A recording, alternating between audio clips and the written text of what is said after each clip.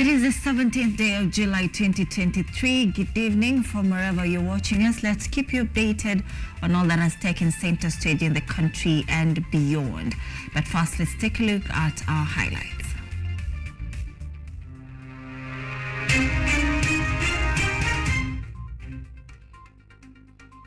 Azimio accused state of accrediting militia to counter peaceful protest scheduled for Wednesday, Thursday and Friday.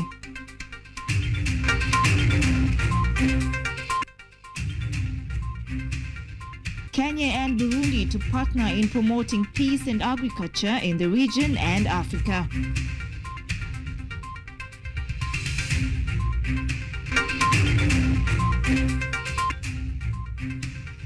Reprieve for former PS Lilian Omolo as court withdraws second graft case on NYS scandal.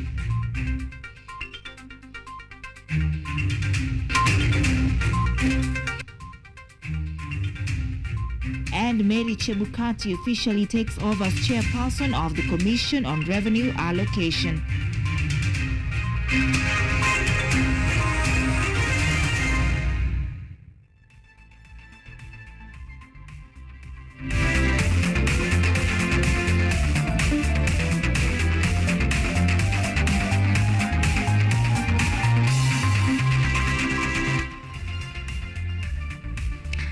OKELLO is our sign language interpreter tonight. My name is ODDIDA and we're live on our social media platforms at KUTV_Kenya. Let's get started. Now, Azimio la Umoja Parliamentary Group meeting held today saw Azimio members lamenting about the alleged planned act to counter the coalition's peaceful protests set for 3 days starting on Wednesday 19th. According to Azimio members led by National Assembly Minority Leader ODDIDA, the protests are against the high cost of living and not based on political differences. Edward Nyamu has more. Azimio la Umoja One Kenya now claims that the state has warranted militia to counter peaceful protests. National Assembly Minority Leader ODDIDA said the decision to have armed battle opposition supporters was made during the Saturday Kenya Kwanza Parliamentary Group meeting at State House, Nairobi. We take note that the Kenya Kwanza MPs have threatened to mobilize their supporters to counter protesters whom they believe are supporters of Azimio. Again, Kenya Kwanza is missing the point and getting it wrong. The thousands of Kenyans turning up for protests are not just Azimio supporters. They are Kenyans from across all political and non-political formations who have been brought together by suffering. The Azimio team has called upon the government not to wrongly misinterpret the protests, saying that the main aim of the protests is to bring the cost of living down. According to them, the government should lower the cost of living immediately to prevent the protests from occurring. How can raising of taxes on fuel from 8 to 16% be classified as an effort to lower the cost of living? Now, Kenya Kwanza is telling us that the government has hired some 55,000 teachers. Now, so what? That isn't a favor. They are supposed to be hiring teachers anyway. But they are missing the point. People eat food, and people want food. Even the teachers they are crying about, even the teachers are crying about the cost of living and high taxes and low salaries. Hiring teachers doesn't reduce the cost of living. What is the point in hiring a teacher, then taking away his entire salary through taxes? Nevertheless, the Azimio team has vowed to present a case before the International Criminal Court (ICC) seeking intervention on the police brutality, which they say has claimed 9 lives, and at the same time asking the United Nations to intervene to prevent further losses of lives. We call on Kenyans to wake up to the reality that we are on our own and we have to fight for ourselves. In this regard, we acknowledge motorists for their participation in the last protests and encourage them to continue staying off the road on Wednesday, Thursday, and Friday in solidarity with all the Kenyans. Let's meet on Wednesday, Thursday, and Friday. Thursday. Azimio team has also encouraged motorists to stay off the roads during the 3-day as a way of protesting against the high fuel prices being experienced. High Court in Nairobi has declined to bar Azimio la Umoja One Kenya coalition party supporters from taking to the street to protest, saying it is constitutional. Edward Nyamo, KUTV. President of Burundi, Evariste Ndayishimiye, is the latest international delegate in interstate cooperations. The two held talks at State House in Nairobi to strengthen diplomatic and business relations between Kenya and Burundi. The session has so far gained the state more deals in Ruto's quest to increase intra-African trade. President William Ruto has been on the forefront to scale up Kenya's diplomatic relations with other countries with the aim of fully developing trade and investment for the prosperity of Kenya.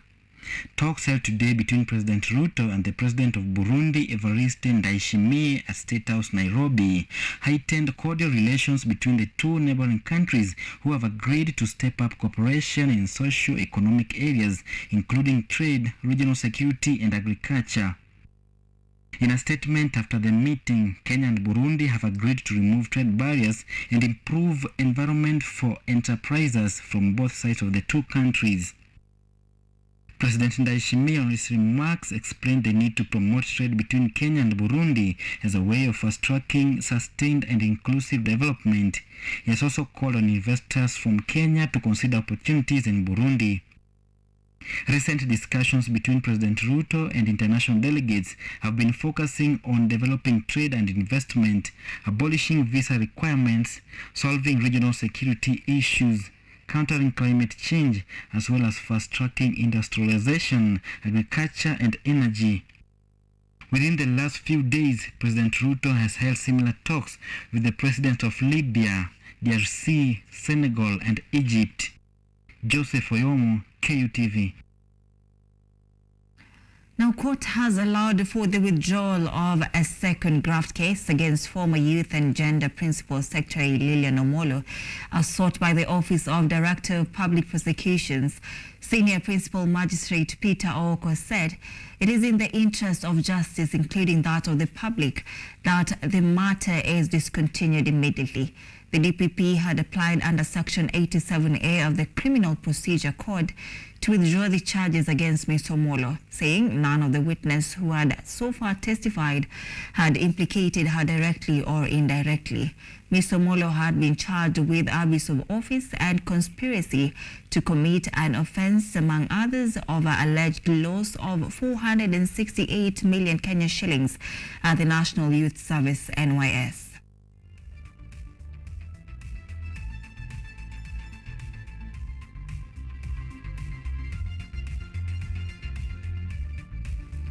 Still in court, televangelist Bishop Gilbert Dare is a free man after Nairobi court on Monday acquitted him of all the charges of stealing 5 babies.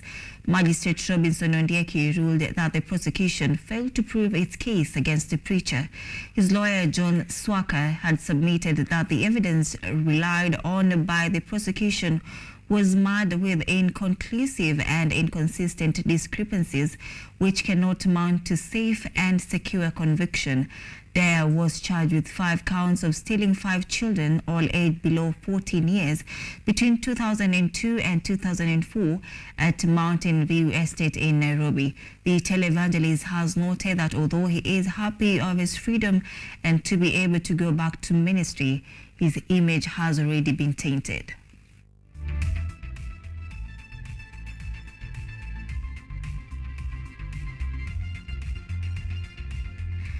Kitui East Member of Parliament Nimrod Mbai has denied allegations of assaulting a Kenya Power and Lighting Company personnel at his home in Kitengela, Kajiado County. Mbai, who appeared today before the Ethics and Anti-Corruption Commission, has said that as a pastor, he cannot engage in such an act, adding that the clip that was making rounds on social media showing him engaged in the act had been tampered with. The Member of Parliament is being accused of assaulting a KPLC worker who allegedly tried to disconnect power that was connected to his home illegally.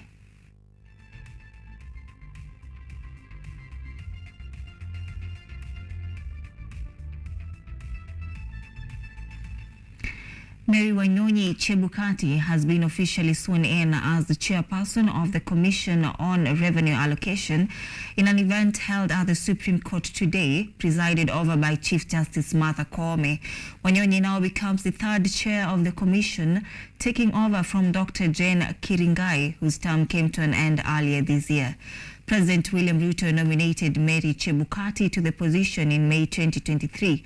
Former Independent Electoral and Boundaries Commission Chairperson Wafula Chebukati is among those who congratulated her for the new appointment, saying that her dedication and expertise will undoubtedly contribute to the mandate of the CRA and prosperity of all Kenyans.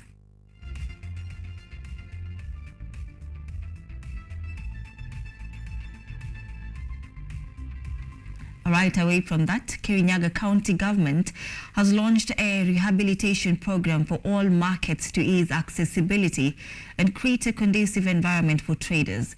The program involves improving of market infrastructure within the county caused during rainy seasons. The traders have lauded the initiative, saying it will help attract more people to the markets, as accessibility of markets is key to agriculture production.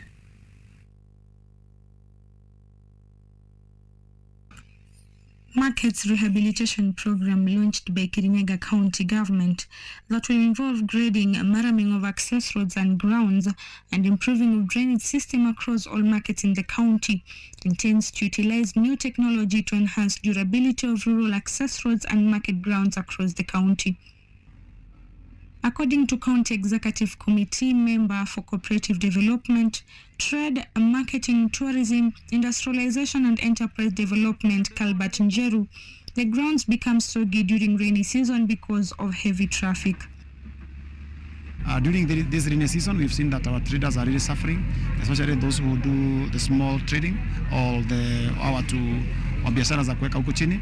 And we are committed to see that all the grounds or maybe all our trading areas in our county are well conditioned to see that our traders make the best out of their business.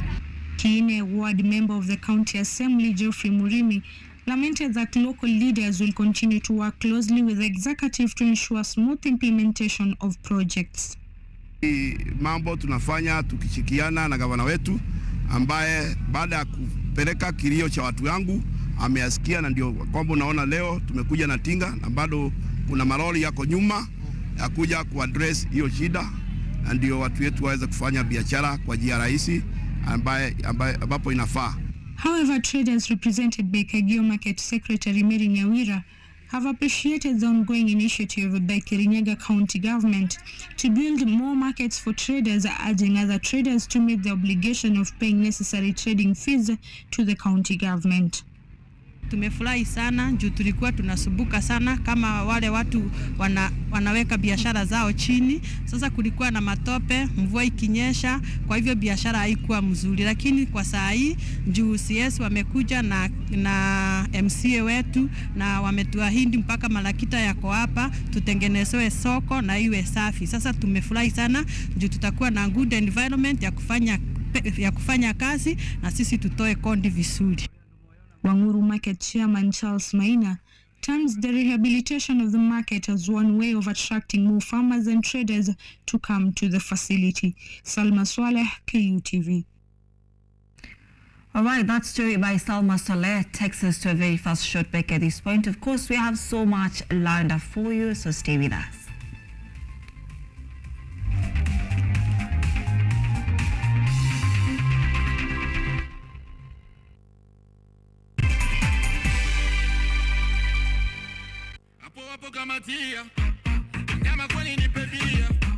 Maisha ni haya mwanaume ali. Sielewi yani hata neno moja. Yani tunasikia tu maboko likolo. Yani ukiniangalia tu huyu mwamba huyu anafiti sehemu fulani. Wewe ni wewe inakaa. Without your love, I can't move on. Yo, that's your boy Rhino the Don. Keep watching and listening to KUTV.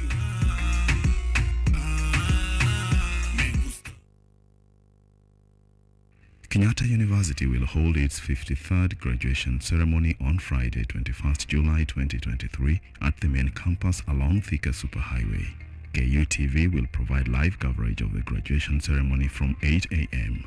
The graduation ceremony will also be streamed live on KUTV, KU website, Lola app, and all KU social media platforms. For more information, please contact the Office of the Registrar Academic on 020-870-3092 or 0786-335-111 or visit the KU website on www.ku.ac.ke.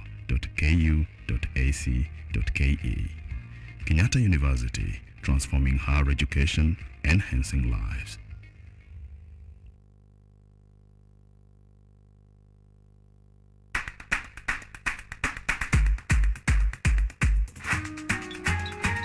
What are some of the ways through which you can develop these skills so that you are comfortably fitting into the job? You have to put yourself in positions where you are uncomfortable. Uncomfortable in the sense that you are not clear about what to do. Because I used to work a corporate job before. So when I left, I happened to visit someone's farms around this area. So this project is called Security Breach Detector and Readiness Familiarize. It is meant to be used to detect, detonate explosives. We'll tackle all the tough issues, discuss all the weird moments, and hopefully share a few laughs along the way.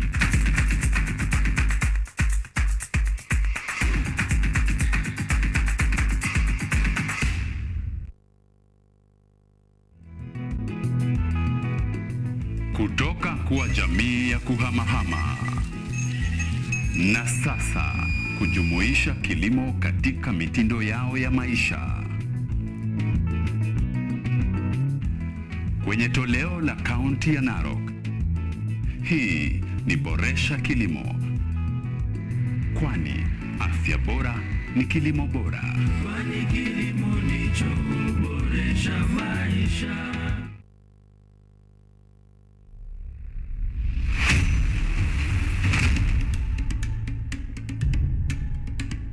Kipindi hewani ni mitindo ya kipwani. Kama ilivyo kipindi hiki kinahusu nyimbo za taarab, chakacha, midwara, midundiko, bila kusahau mapishi.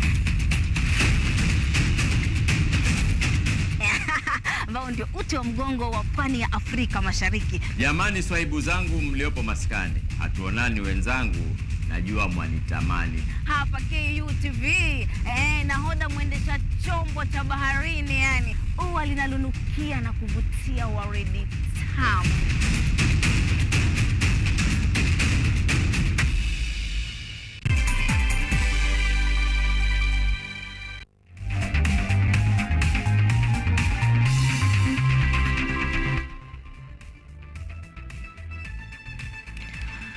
Thank you for staying with us. Let's continue with our coverage. Now, the government of Kenya has highlighted that it will ensure safety of fishermen who are being harassed by the Uganda border police in Budalangi and Funyula constitutional areas of Busia County. Inspector General of Kenya Coast Guard Bruno Shioso has said that the government has a responsibility to ensure that the Kenyan fishermen in Lake Victoria are protected from violence against Uganda security when they are fishing in the lakes. The Lake Victoria conflict between Uganda and Kenya has been conflictuous for a while now. This is following the incidents of two fishermen who died in the hands of Ugandan officials, with the government of Kenya now being mandated to take action and protect Lake Victoria fishermen against Uganda security officials.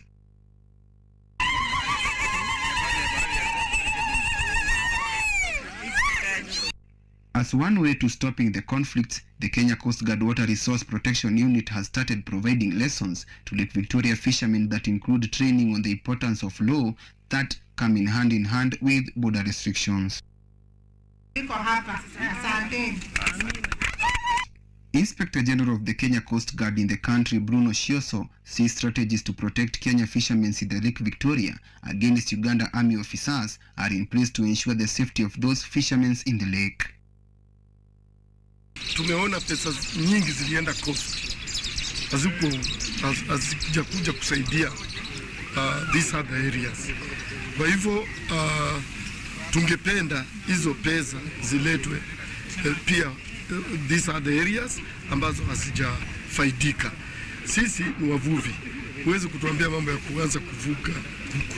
Sisi tunataka tufuge samaki, sisi tunataka tuzalishe samaki, sisi tunataka kuvua samaki. Additionally, Budalangi MP Raphael Wanjala added that the government should support fishermen financially by providing them with fishing nets which are different from those used by fishermen in Uganda in a bid to solve the crisis. So it's an area that we have to come in so strong as Kenya Coast Guard, plus our other partners in security architecture. Kufanya kazi pamoja na wale stakeholders walioko on the ground. And that's why I came. Kuhimiza umuhimu ya kuchunga hii rasilimali iko kwa maji, kuchunga maji yenyewe ikuwe safi, no pollution, na kupanda mafunzo mengine mengi kulingana na vile wanaweza kufanya sustainable fishing. Bruno also highlighted that besides giving inspiration to the Kenyan fishermen, important laws should also be observed to protect the important resource. The most important thing ni kuhimiza watu wafuate sheria vile iko, na tunafanya kazi vizuri. Tutapata ofisi ya county commissioner na sub county commissioner wa hapa na ACC wa hapa na kamati zao za usalama za kikosi kinakaa ndani.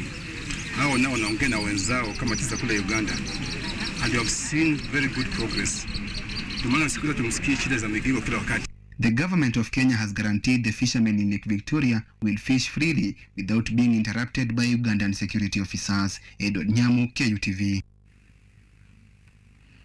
Now, at least 3,800 farmers in Kirinyaga County have benefited from subsidized artificial insemination services which seek to upgrade the county's cattle breeds to increase milk production.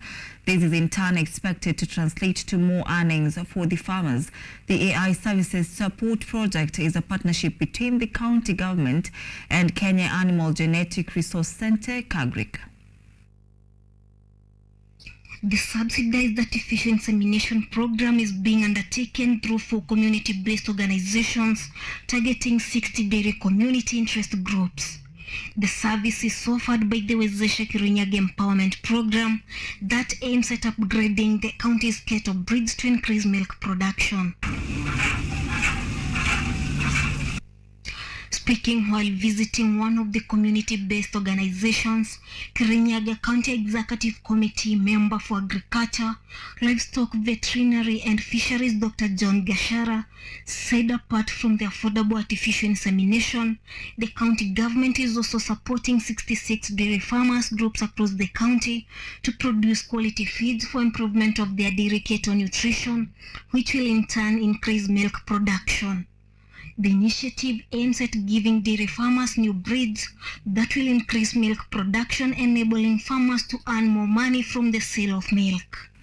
And with the support of KAGRIC, we have been able to establish community-based AI services, which is able to reduce the cost of AI and improve the quality of the breeds that they are able to make. So through this program, we hope to improve the milk productivity and improve the productivity of the dairy farming. Titus Gatua, who is a beneficiary, believes that this project provides some relief from the expensive artificial insemination services. Gatua adds that improving the breeds will lead to more profits for farmers. In that farmers needed this very badly.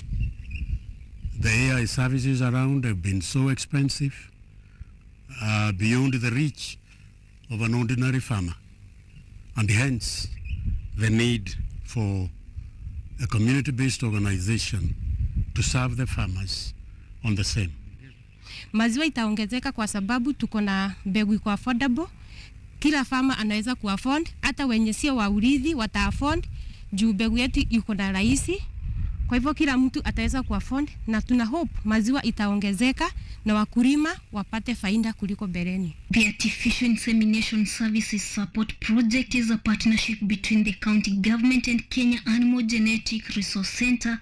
The Dairy Improvement Program has seen groups receive animal feed mixer, single-phase motors, hay bowlers, motorized grass cutters and choppers. Dorothy Musioka, KUTV. Now, right groups in Kenya are campaigning for refugees married to Kenyans to obtain citizenship. The Kenyan constitution allows foreign nationals married to Kenyans to register for citizenship after 7 years of marriage, but they must have residency status to apply. And this policy locks out refugees. Take a look. On a sunny afternoon in the Hagadera camp, one of the several camps in the Dadaab refugee complex, Fuzia Mohammed is busy at her shop. The Somali refugee and mother of 6 says she has been married to a Kenyan man for more than 10 years, but has yet to be granted citizenship. Lack of Kenyan documents, she says, has affected her life and business. I am running this business to support my children and family, but I can't expand it as I'd like because I can't travel to Garissa town or Nairobi to buy stock since I don't have a Kenyan ID. I'm forced to wait for goods that come to the camp, which is very expensive. I have relatives in Nairobi, including some of my children, but I can't even visit them without the ID. The Kenyan constitution gives foreign nationals married to Kenyans the right to apply for citizenship 7 years after marriage. However, a law passed by Parliament in 2011 adds an additional requirement that such individuals must have residency status in Kenya. This locks out refugees who do not have the same residency documents as other foreign nationals. It is pure discrimination. I am married to a Kenyan and therefore have the right to be given citizenship. But for over 10 years, I have been denied that right. Haki na Sheria is a human rights advocacy group based in Garissa. It has gone to court seeking orders to remove what it calls administrative barriers so that refugees married to Kenyans can apply for citizenship. Mariam Jamal is a program officer at Haki na Sheria. In most cases, these individuals are people who have lived here, they have loved here, they have children here. So what does it really mean for them in the long run if they cannot access citizenship, despite the fact that their entire families are based here? Where else do they have to go? The Kenyan government has been pushing to better integrate refugees into society, although the law blocking their path to citizenship remains in place. Kenya's Commissioner for Refugee Affairs, John Burugu, says a government policy allowing refugees to live outside the camps will ease their burdens. The socio-economic inclusion solves the issue of them wishing to be citizens. Because what is maybe disadvantaging them is because of what we are currently running, which is the encampment policy. Kenya hosts more than 700,000 refugees and asylum seekers representing 22 nationalities, according to the Department of Refugee Affairs. As the government moves to promote integration, refugees with Kenyan spouses like Mohammed are demanding what they say is their right to naturalization. Juma Majanga for VOA News, the Dadaab refugee camps, Kenya. Now, across our borders, Chad has consistently been ranked among the bottom 5 countries in the United Nations Human Development Index with poor life expectancy, education and living standards. In this report from Jamena, Henry Wilkins speaks to residents who struggle to provide a decent future for their families and to experts about what can be done to kickstart development. In Chad's capital, Jamena, Ola Suleiman sits by the side of the road breaking rocks to sell for use in construction. She says life for her and her family is grueling, but she sees no other way to make a living. It's very hard to live here with no money. My children cannot go to school to become well educated. We accept this situation as we don't have any other choice. Chad, along with its neighbours Niger and Central African Republic, consistently finds itself at the bottom of the United Nations Human Development Index. The HDI was created in 1990 as a measure of a country's prosperity. It takes into account factors such as life expectancy, education and per capita income. Suleiman is not alone. 6.5 million Chadians live below the poverty line. a number that rose by 38% between 2011 and 2019, according to the World Bank. Omar Bourid, a mother of 4, lost her home to floods that devastated parts of Chad a year ago and now lives on a public soccer pitch in N'Djamena. It's really hard to find a good job. People are suffering. All the people here are having a hard time. While for decades, non-profits and development banks have been pouring money into projects to stimulate growth in countries like Chad, many in Central Africa question why there appears to be little progress. One economist says rising population is a major factor. Chad has a birth rate of 6.5 children per woman, compared to less than 2.0 in many developed countries. Uncontrolled population growth is a recipe for entrenching poverty cycles and in fact creating more conflict in the future because the competition for resources becomes stronger and more acute the more people you have. In Central Africa, conflicts over resources are becoming more common, many experts say, which in turn leads to more development problems. A lot of those resources, the little resources they have, they need to invest in their army and in their security forces. So there's a question of what comes first, right? So does the government need to invest more in education and then less in its own security? He added that the development efforts have been successful in African countries, such as Ivory Coast, as has localised development in Niger's capital, Niamey. But the slow pace of development in Chad means people like Suleiman suffer. She says she feels she has no chance at prosperity. Of course I feel sick, especially at night. We are really tired and exhausted. The experts VOA spoke to agree that harnessing the political will and mobilising entire countries to break these cycles is essential to solving development woes. Henry Wilkins for VOA News, N'Djamena, Chad. Now, healthcare providers in Zimbabwe are leaving the country in droves for better work abroad. The World Health Organization this year added Zimbabwe to its list of nations with a low ratio of doctors, nurses and midwives to patients. The government is scrambling to stop the bleeding by better equipping hospitals, as Columbus Mavunga reports from Harare, Zimbabwe. The World Health Organization says Africa will have a shortfall of 5.3 million healthcare workers by 2030 if current migration to countries outside the continent is not contained. The exodus drags on health objectives and increases the burden on remaining workers, WHO says. We need to address this by expanding opportunities to employ the health workers. We need to give health workers decent working conditions to be able to use their skills to deliver services to the benefit of the population, and in so doing, retain them in our countries here in Africa. Zimbabwe is among the countries failing to retain healthcare workers. The WHO this year added Zimbabwe to its list of nations with low ratio of doctors, nurses and midwives to patients.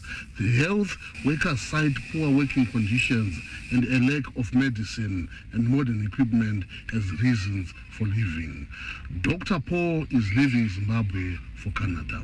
He wishes to be identified only as Dr. Paul for reasons of personal privacy. I'm leaving because I want to upgrade my life, I want to upgrade my career, I want to attain skills that I cannot attain in this country. And most importantly, I want to earn a life and a living that is favorable to my family. Zimbabwe health workers have gone on strike on several occasions, but not much has changed. The government says it is aware of the situation and that it is trying to better equip hospitals to retain workers. Among the steps it has taken was the acquisition last month of 12 air ambulances. So when you give them this, then it means they have a reason to stay. And whatever they are running to go and perform in the other parts of the world is available at home. So they will be able to perform their specialties and enjoy their profession here at home. Whether those steps will be enough to retain medical professionals like Dr. Paul remains to be seen.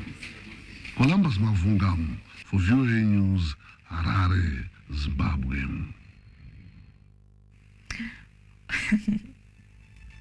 All right, we're taking another short break. We're coming back with sports news, so stay with us.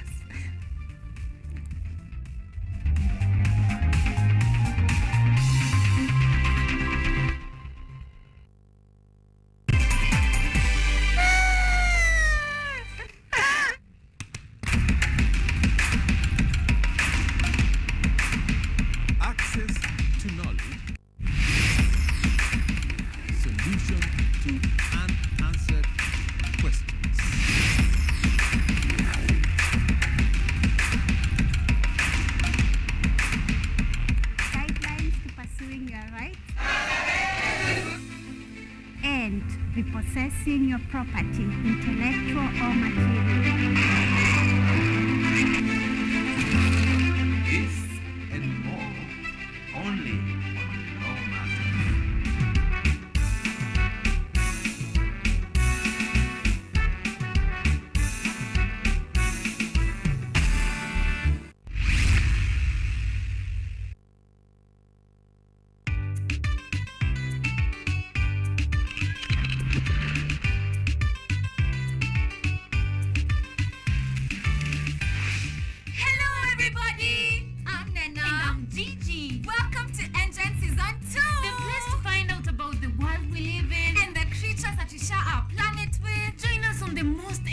Adventures across the African continent. See breathtaking wildlife, stunning landscapes, and out of this world technologies.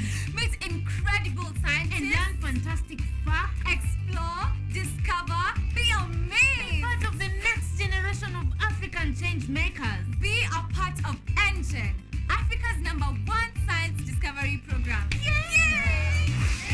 We're learning every day.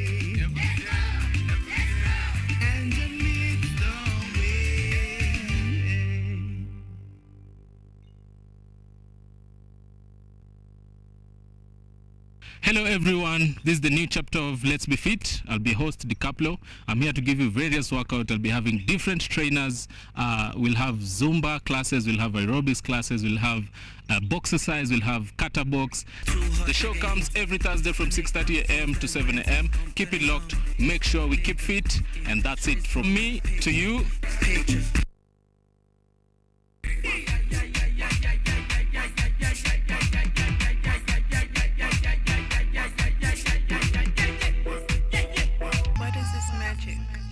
I need that magic.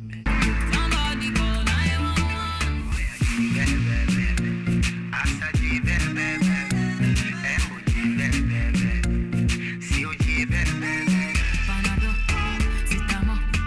Anything for your girl, give me more. The upcoming World Athletics Championship next month. The decision comes at the backdrop of sensational Mora setting yet another new meeting record in the 800 meters this year in the just concluded Celestia Diamond record on Sunday. Sunday confirmed Mora's stellar performance in the 800 meters races this season, extending her unbeaten streak to 3 Diamond League meetings after winning in Rabat and losing legs.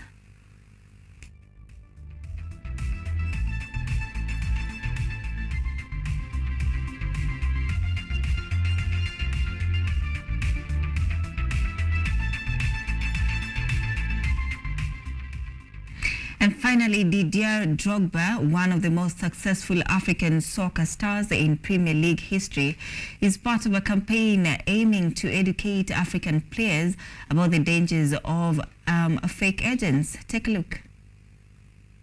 He knows you'll get a contract. Former Ivory Coast captain Didier Drogba says African soccer players are often falling prey to fake agents, peddling promises of fame and fortune. Not so fast. Are you sure you can trust this person? That's why his foundation has teamed up with Global Soccer Players Union FIFPro and the International Labour Organization. Their campaign hopes to raise awareness about the risks. Be very careful with who you trust. FIFPro recently surveyed 263 players from 7 African countries. It found that 70% were contacted unsolicited by someone who promised to help them switch clubs. Most often, players were offered the chance of a trial or a contract with a team. More than half did not get the trial promised, while 44% did not sign a contract they had expected to sign. A lot of kids, I'm looking for an agent to find me a club. That's not how it works.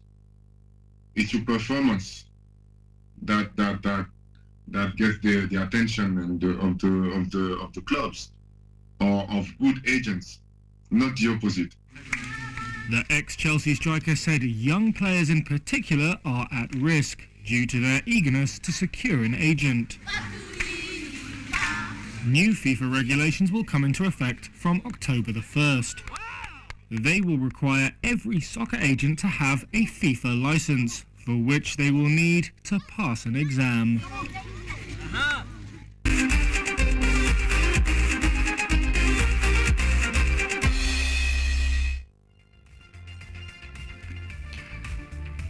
All right, that brings us to the end of our bulletin tonight. Many thanks indeed for keeping us company. We meet again tomorrow, inshallah, for a conversation on the state of the nation. My name is ODDIDA. I'm in the company of Samuel OKELLO, our sign language interpreter tonight. Have a good night.